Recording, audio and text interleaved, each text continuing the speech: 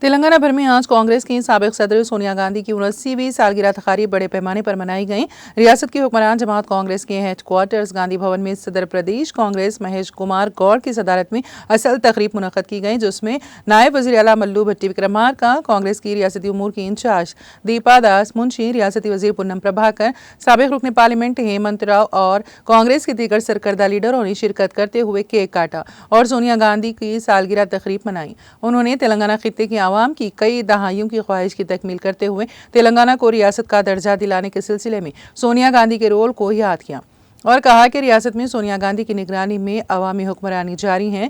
ریونت ریڈی کی زیر قیادت تلنگانہ کی کانگریس حکومت ریاست کے عوام کی بہبود کے لیے اقدامات کر رہی ہے۔